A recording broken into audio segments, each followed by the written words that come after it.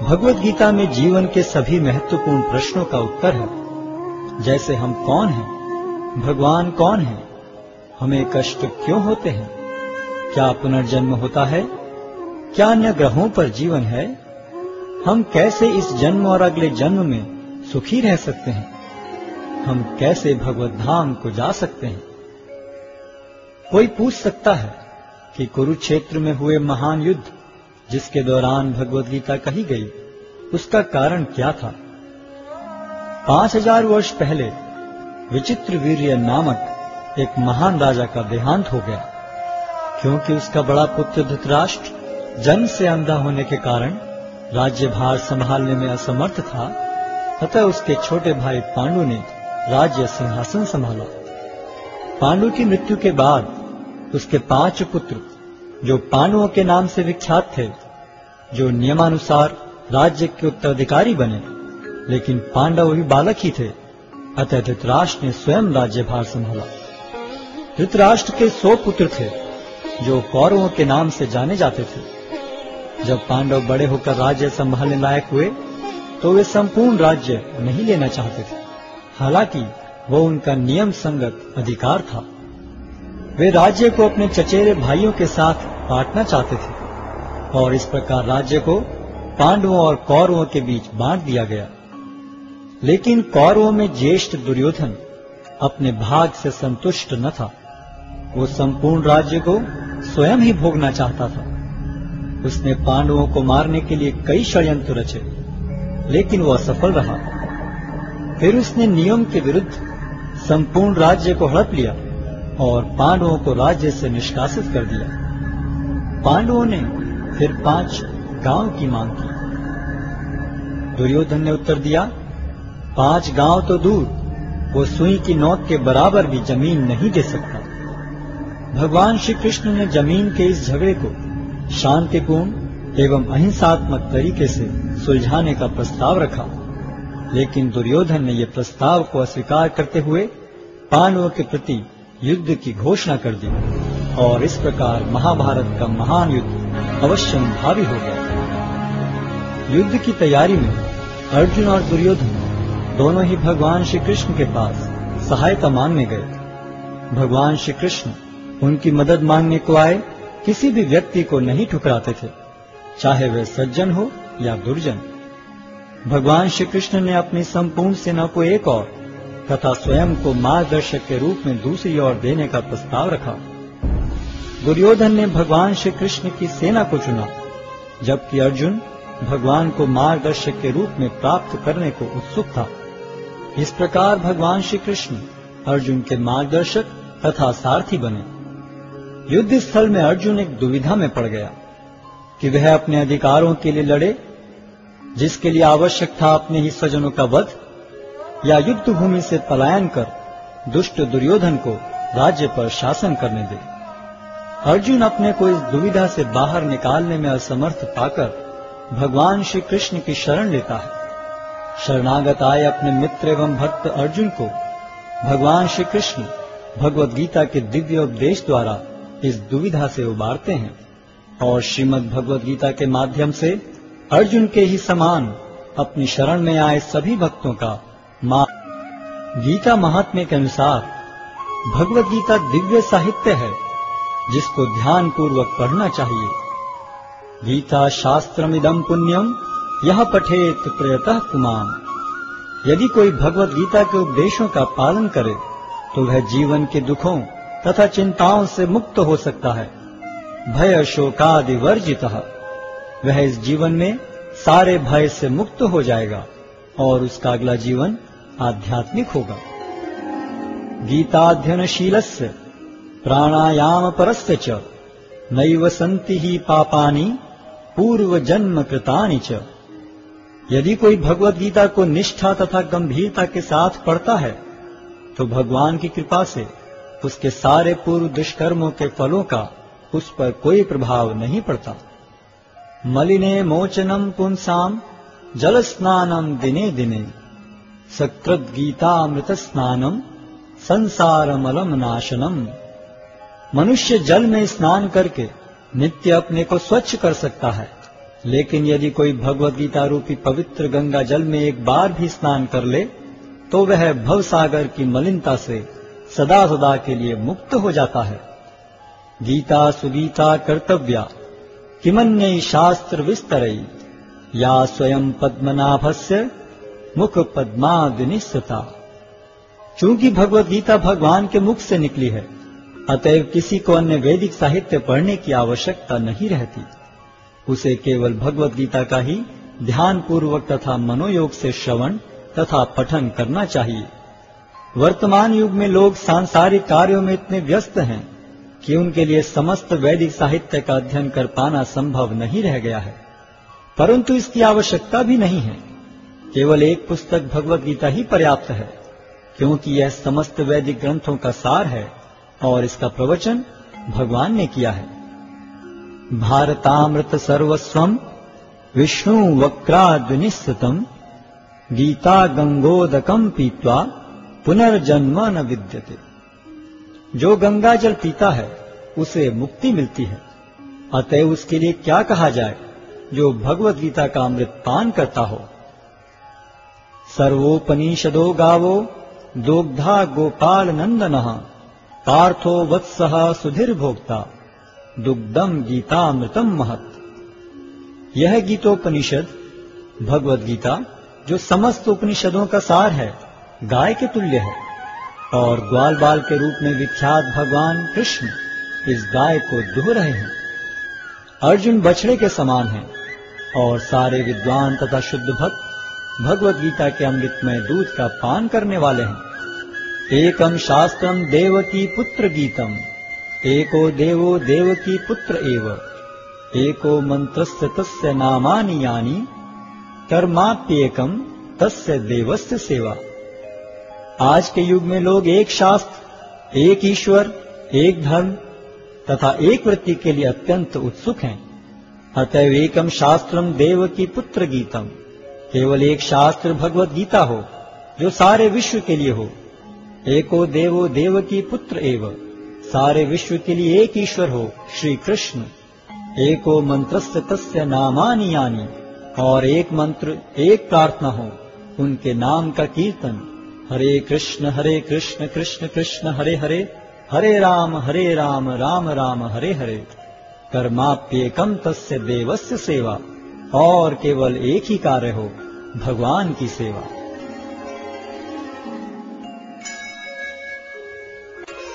अध्याय 1 कुरुक्षेत्र के युद्ध स्थल में सैन्य निरीक्षण। धृतराष्ट्र ने कहा, हे संजय, धर्मभूमि कुरुक्षेत्र में युद्ध की इच्छा से एकत्र हुए मेरे तथा पांडु के पुत्रों ने क्या किया? संजय ने कहा, हे राजन, पांडु पुत्रों द्वारा सेना की व्यूह देखकर राजा दुर्योधन अपने गुरु के पास गया और उसने ये शब्द कहे, हे आचार्य, पांडु पुत्रों की विशाल सेना को देखें, जिसे आपके बुद्धिमान शिष्य द्रुपद के पुत्र ने इतने कौशल से व्यवस्थित किया है। इस सेना में भीम तथा अर्जुन के समान युद्ध करने वाले अनेक वीर धनुर्धर हैं, यथा महारथी युयुधान, विराट तथा द्रुपद। इनके साथ ही धृष्टकेतु, चेकितान, काशीराज, पुरुजित, कुंतीभोज तथा शैब्य जैसे महान शक्तिशाली योद्धा भी हैं। पराक्रमी युधामन्यु, अत्यंत शक्तिशाली उत्तमौजा, सुभद्रा का पुत्र तथा द्रौपदी के पुत्र, ये सभी महारथी हैं। किंतु हे ब्राह्मण श्रेष्ठ, आपकी सूचना के लिए मैं अपनी सेना के उन नायकों के विषय में बताना चाहूंगा जो मेरी सेना को संचालित करने में विशेष रूप से निपुण हैं। मेरी सेना में स्वयं आप, भीष्म, कर्ण, कृपाचार्य, अश्वत्थामा, विकर्ण तथा सोमदत्त का पुत्र भूरिश्रवा आदि हैं, जो युद्ध में सदैव विजयी रहे हैं। ऐसे अनेक वीर भी हैं जो मेरे लिए अपना जीवन त्याग करने के लिए उद्यत हैं। वे विविध प्रकार के हथियारों से सुसज्जित हैं और युद्ध विद्या में निपुण हैं। हमारी शक्ति अपरिमेय है और हम सब पितामह द्वारा भली भांति संरक्षित हैं, जबकि पांडवों की शक्ति भीम द्वारा भली भांति संरक्षित होकर भी सीमित है। अतः सैन्य व्यूह में अपने अपने मोर्चों पर खड़े रहकर आप सभी भीष्म पितामह को पूरी सहायता दें। तब कुरुवंश के वयोवृद्ध परम प्रतापी एवं वृद्ध पितामह ने सिंह गर्जन किसी ध्वनि करने वाले अपने शंख को उच्च स्वर में बजाया, जिससे दुर्योधन को हर्ष हुआ। तत्पश्चात शंख, नगाड़े, बिगुल, तुरही तथा सिंह सहसा एक साथ बज उठे। वह समवेत स्वर अत्यंत कोलाहलपूर्ण था। दूसरी ओर से श्वेत घोड़ों द्वारा खींचे जाने वाले विशाल रथ पर आसीन कृष्ण तथा अर्जुन ने अपने अपने दिव्य शंख बजाए। भगवान कृष्ण ने अपना पांचजन्य शंख बजाया, अर्जुन ने देवदत्त शंख तथा अति भौजी एवं अति मानवीय कार्य करने वाले भीम ने पौंड्र नामक भयंकर शंख बजाया। हे राजन, कुंती पुत्र राजा युधिष्ठिर ने अपना अनंत विजय नामक शंख बजाया तथा नकुल और सहदेव ने सुघोष एवं मणिपुष्पक शंख बजाए। महान धनुर्धर काशीराज, परम योद्धा शिखंडी, धृष्टद्युम्न, विराट, अजय सात्यकी, द्रुपद, द्रौपदी के पुत्र तथा सुभद्रा के महाबाहु पुत्र आदि सबों ने अपने अपने शंख बजाए। इन विभिन्न शंखों की ध्वनि कोलाहलपूर्ण बन गई, जो आकाश तथा पृथ्वी को शब्दायमान करती हुई धृतराष्ट्र के पुत्रों के हृदय को विदीर्ण करने लगी। उस समय हनुमान से अंकित ध्वजा लगे रथ पर आसीन पांडुपुत्र अर्जुन अपना धनुष उठाकर तीर चलाने के लिए उद्यत हुआ। हे राजन, धृतराष्ट्र के पुत्रों को व्यूह में खड़ा देखकर अर्जुन ने श्री कृष्ण से ये वचन कहे। अर्जुन ने कहा, हे अच्युत, कृपा करके मेरा रथ दोनों सेनाओं के बीच ले चलें, जिससे मैं यहाँ उपस्थित युद्ध की अभिलाषा रखने वालों को और शस्त्रों की इस महान परीक्षा में जिनसे मुझे संघर्ष करना है उन्हें देख सकूं। मुझे उन लोगों को देखने दीजिए जो यहाँ पर धृतराष्ट्र के दुर्बुद्धि पुत्र दुर्योधन को प्रसन्न करने की इच्छा से लड़ने के लिए आए हुए हैं। संजय ने कहा, हे भरतवंशी, अर्जुन द्वारा इस प्रकार संबोधित किए जाने पर भगवान कृष्ण ने दोनों दलों के बीच में उस उत्तम रथ को लाकर खड़ा कर दिया। भीष्म, द्रोण तथा विश्व भर के अन्य समस्त राजाओं के सामने भगवान ने कहा कि हे पार्थ, यहाँ पर एकत्र सारे कुरुओं को देखो।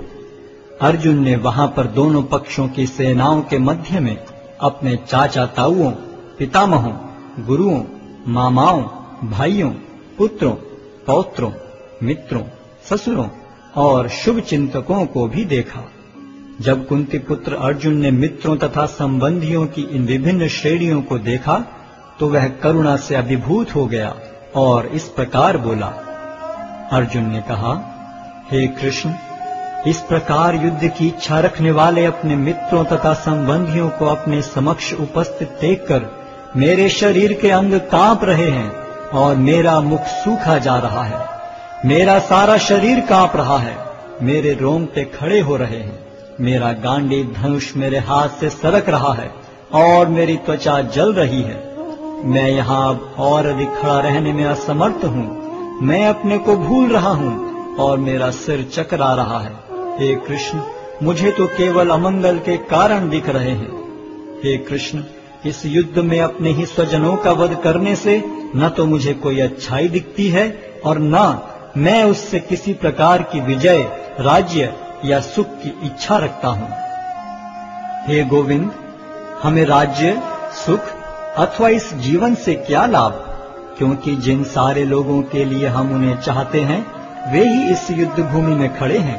हे मधुसूदन, जब गुरुजन, पितृगण, पुत्रगण, पितामह, मामा, ससुर, पौत्रगण, साले तथा अन्य सारे संबंधी अपना अपना धन एवं प्राण देने के लिए तत्पर हैं और मेरे समक्ष खड़े हैं, तो फिर मैं इन सब को क्यों मारना चाहूंगा, भले ही वे मुझे क्यों न मार डालें। हे जीवों के पालक, मैं इन सबों से लड़ने को तैयार नहीं, भले ही बदले में मुझे तीनों लोग क्यों न मिलते हों। इस पृथ्वी की तो बात ही छोड़ दें। भला धृतराष्ट्र के पुत्रों को मारकर हमें कौन सी प्रसन्नता मिलेगी। यदि हम ऐसे आतताइयों का वध करते हैं तो हम पर पाप चढ़ेगा। अतः यह उचित नहीं होगा कि हम धृतराष्ट्र के पुत्रों तथा उनके मित्रों का वध करें। हे लक्ष्मीपति कृष्ण, इससे हमें क्या लाभ होगा और अपने ही कुटुंबियों को मारकर हम किस प्रकार सुखी हो सकते हैं। हे जनार्दन, यद्यपि लोक से अभिभूत चित्त वाले ये लोग अपने परिवार को मारने या अपने मित्रों से द्रोह करने में कोई दोष नहीं देखते, किंतु हम लोग जो परिवार के विनष्ट करने में अपराध देख सकते हैं, ऐसे पाप कर्मों में क्यों प्रवृत्त हों? कुल का नाश होने पर सनातन कुल परंपरा नष्ट हो जाती है और इस तरह शेष कुल भी अधर्म में प्रवृत्त हो जाता है। हे कृष्ण, जब कुल में अधर्म प्रमुख हो जाता है तो कुल की स्त्रियां दूषित हो जाती हैं और स्त्रीत्व के पतन से हे वृष्णिवंशी अवांछित संतानें उत्पन्न होती हैं। अवांछित संतानों की वृद्धि से निश्चय ही परिवार के लिए तथा पारिवारिक परंपरा को विनष्ट करने वालों के लिए नारकीय जीवन उत्पन्न होता है। ऐसे पतित कुलों के पुरखे गिर जाते हैं, क्योंकि उन्हें जल तथा पिंडदान देने की क्रियाएं समाप्त हो जाती हैं। जो लोग कुल परंपरा को विनष्ट करते हैं और इस तरह अवांछित संतानों को जन्म देते हैं, उनके दुष्कर्मों से समस्त प्रकार की सामुदायिक योजनाएं तथा पारिवारिक कल्याण कार्य विनष्ट हो जाते हैं। हे प्रजापालक कृष्ण, मैंने गुरु परंपरा से सुना है कि जो लोग कुल धर्म का विनाश करते हैं वे सदैव नरक में वास करते हैं। ओहो, कितने आश्चर्य की बात है कि हम सब जघन्य पाप कर्म करने के लिए उद्यत हो रहे हैं। राज्य सुख भोगने की इच्छा से प्रेरित होकर हम अपने ही संबंधियों को मारने पर तुले हैं। यदि शस्त्रधारी धृतराष्ट्र के पुत्र मुझ निहत्थे तथा रणभूमि में प्रतिरोध न करने वाले को मारें तो यह मेरे लिए श्रेयस्कर होगा। संजय ने कहा, युद्ध भूमि में इस प्रकार कहकर अर्जुन ने अपना धनुष तथा बाण एक ओर रख दिया और शोक संतप्त चित्त से रथ के आसन पर बैठ गया।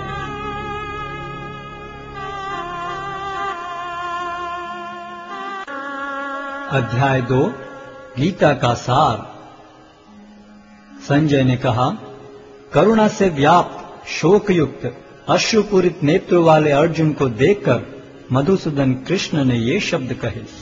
श्री भगवान ने कहा, हे अर्जुन, तुम्हारे मन में यह कलमश आया कैसे? यह उस मनुष्य के लिए तनिक भी अनुकूल नहीं है जो जीवन के मूल्य को जानता हो।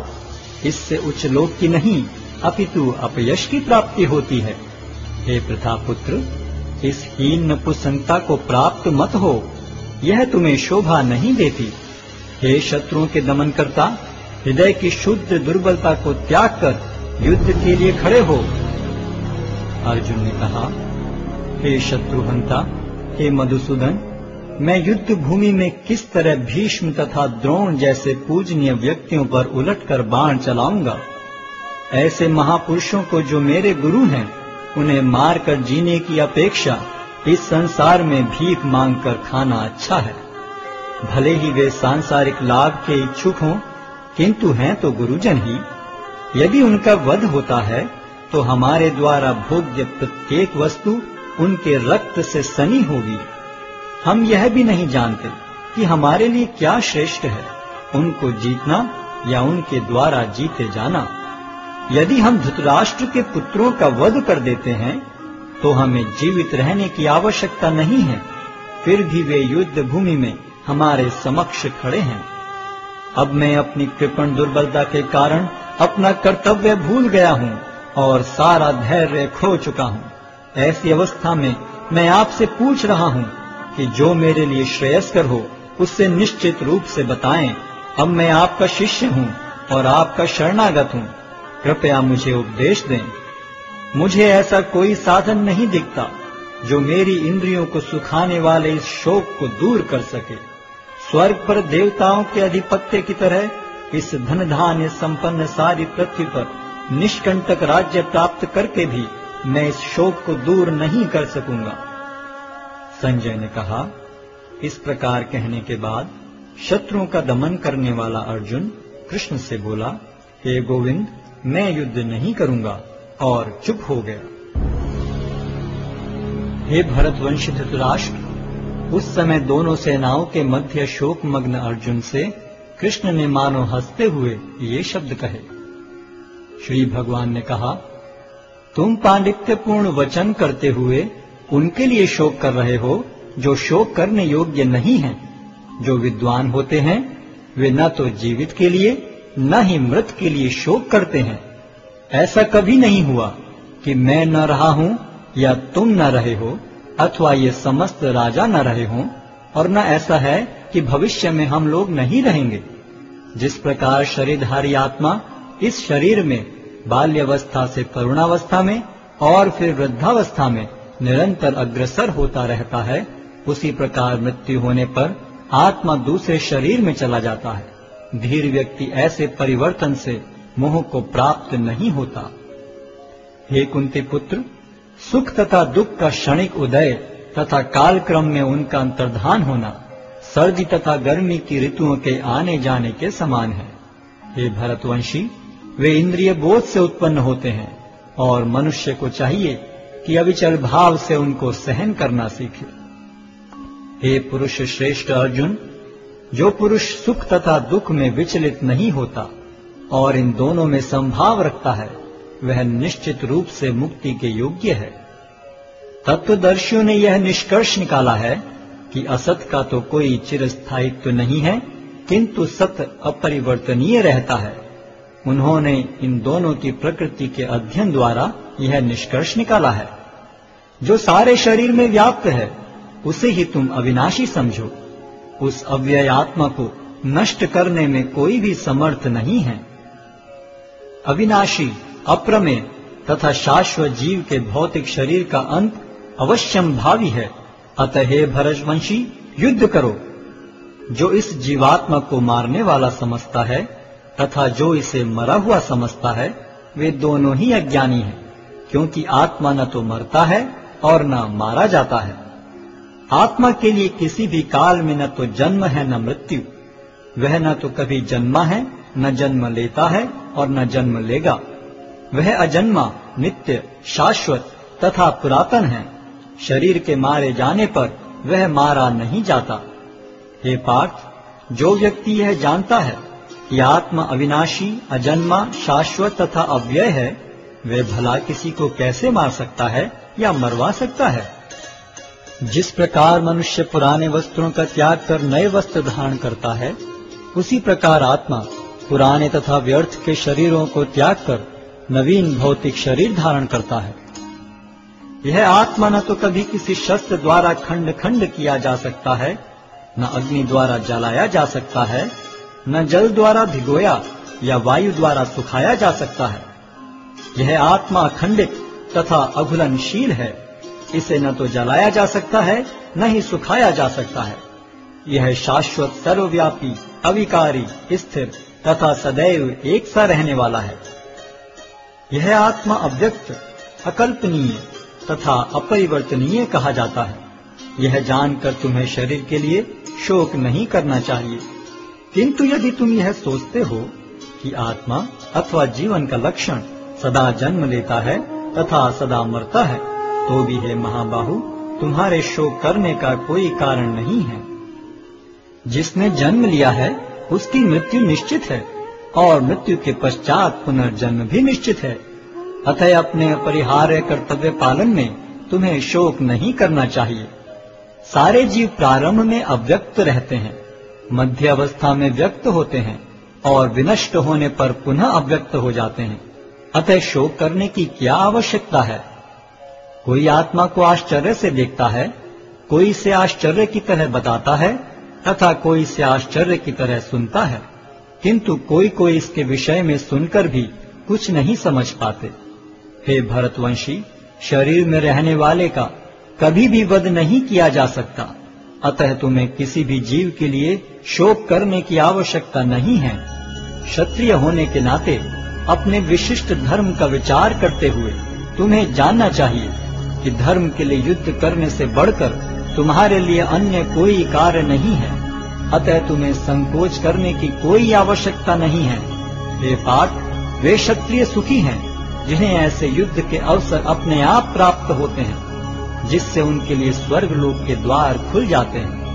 किंतु यदि तुम युद्ध करने के स्वधर्म को संपन्न नहीं करते, तो तुम्हें निश्चित रूप से अपने कर्तव्य की उपेक्षा करने का पाप लगेगा और तुम योद्धा के रूप में भी अपना यश खो दोगे।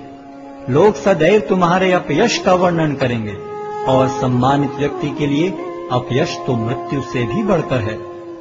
जिन जिन महान योद्धाओं ने तुम्हारे नाम तथा यश को सम्मान दिया है, वे सोचेंगे कि तुमने डर के मारे युद्ध भूमि छोड़ दी है, और इस तरह वे तुम्हें तुच्छ मानेंगे। तुम्हारे शत्रु अनेक प्रकार के कटु शब्दों से तुम्हारा वर्णन करेंगे और तुम्हारी सामर्थ्य का उपहास करेंगे। तुम्हारे लिए इससे दुखदाई और क्या हो सकता है? हे कुंती पुत्र, तुम यदि युद्ध में मारे जाओगे तो स्वर्ग प्राप्त करोगे, या यदि तुम जीत जाओगे तो पृथ्वी के साम्राज्य का भोग करोगे। अतः दृढ़ संकल्प करके खड़े हो और युद्ध करो। तुम सुख या दुख, हानि या लाभ, विजय या पराजय का विचार किए बिना युद्ध के लिए युद्ध करो। ऐसा करने पर तुम्हें कोई पाप नहीं लगेगा। यहाँ मैंने वैश्लेषिक अध्ययन द्वारा इस ज्ञान का वर्णन किया है। अब निष्काम भाव से कर्म करना बता रहा हूँ, उसे सुनो। हे प्रताप पुत्र, तुम यदि ऐसे ज्ञान से कर्म करोगे तो तुम कर्मों के बंधन से अपने को मुक्त कर सकते हो। इस प्रयास में न तो हानि होती है न ही ह्रास, अपितु इस पथ पर की गई अल्प प्रगति भी महान भय से रक्षा कर सकती है। जो इस मार्ग पर चलते हैं वे प्रयोजन में दृढ़ रहते हैं और उनका लक्ष्य भी एक होता है। हे कुरुनंदन, जो दृढ़ प्रतिज्ञ नहीं है उनकी बुद्धि अनेक शाखाओं में विभक्त रहती है। अल्पज्ञानी मनुष्य वेदों के उन अलंकारिक शब्दों के प्रति अत्यधिक आसक्त रहते हैं जो स्वर्ग की प्राप्ति, अच्छे जन्म, शक्ति इत्यादि के लिए विविध सकाम कर्म करने की संस्तुति करते हैं। इंद्रिय तृप्ति तथा ऐश्वर्य में जीवन की अभिलाषा के कारण वे कहते हैं कि इससे बढ़कर और कुछ नहीं है। जो लोग इंद्रिय भोग तथा भौतिक ऐश्वर्य के प्रति अत्यधिक आसक्त होने से ऐसी वस्तुओं से मोहग्रस्त हो जाते हैं, उनके मनों में भगवान के प्रति भक्ति का दृढ़ निश्चय नहीं होता। वेदों में मुख्यतः प्रकृति के तीनों गुणों का वर्णन हुआ है। हे अर्जुन, इन तीनों गुणों से ऊपर उठो, समस्त द्वैतों और लाभ तथा सुरक्षा की सारी चिंताओं से मुक्त होकर आत्मपरायण बनो। एक छोटे से कूप का सारा कार्य एक विशाल जलाशय से तुरंत पूरा हो जाता है। इसी प्रकार वेदों के आंतरिक तात्पर्य जानने वाले को उनके सारे प्रयोजन सिद्ध हो जाते हैं। तुम्हें अपना कर्म करने का अधिकार है, किंतु कर्म के फलों के तुम अधिकारी नहीं हो। तुम न तो कभी अपने आप को अपने कर्मों के फलों का कारण मानो, न ही कर्म न करने में कभी आसक्त हो। हे अर्जुन, जय अथवा पराजय की समस्त आसक्ति त्याग कर समभाव से अपना कर्म करो। ऐसी समता योग कहलाती है। हे धनंजय, भक्ति के द्वारा समस्त गर्हित कर्मों से दूर रहो और उसी भाव से भगवान की शरण ग्रहण करो। जो व्यक्ति अपने सकाम कर्म फलों को भोगना चाहते हैं वे कृपण हैं। भक्ति में संलग्न मनुष्य इस जीवन में ही अच्छे तथा बुरे कार्यों से अपने को मुक्त कर लेता है। अतः योग के लिए प्रयत्न करो, क्योंकि सारा कार्य कौशल यही है। इस तरह भगवत भक्ति में लगे रहकर बड़े बड़े ऋषि, मुनि अथवा भक्तगण अपने आप को इस भौतिक संसार में कर्म के फलों से मुक्त कर लेते हैं। इस प्रकार वे जन्म मृत्यु के चक्र से छूट जाते हैं और भगवान के पास जाकर उस अवस्था को प्राप्त करते हैं जो समस्त दुखों से परे है। जब तुम्हारी बुद्धि मोह रूपी सघन वन को पार कर जाएगी तो तुम सुने हुए तथा सुनने योग्य सब के प्रति अन्य मनस्क हो जाओगे। जब तुम्हारा मन वेदों की अलंकारमयी भाषा से विचलित न हो और वह आत्म साक्षात्कार की समाधि में स्थिर हो जाए, तब तुम्हें दिव्य चेतना प्राप्त हो जाएगी।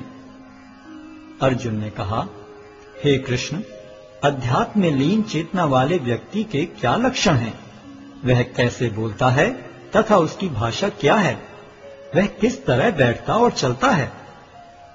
श्री भगवान ने कहा, हे पार्थ, जब मनुष्य मनोधर्म से उत्पन्न होने वाली इंद्रिय तृप्ति की समस्त कामनाओं का परित्याग कर देता है और जब इस तरह से विशुद्ध हुआ उसका मन आत्मा में संतोष प्राप्त करता है, तो वह विशुद्ध दिव्य चेतना को प्राप्त स्थित प्रज्ञ कहा जाता है।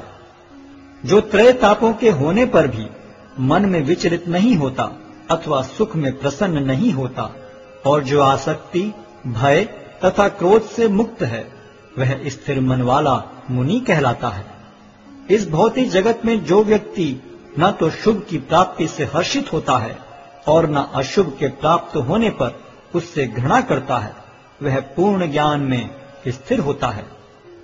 जिस प्रकार कछुआ अपने अंगों को संकुचित करके खोल के भीतर कर लेता है, उसी तरह जो मनुष्य अपनी इंद्रियों को इंद्रिय विषयों से खींच लेता है वह पूर्ण चेतना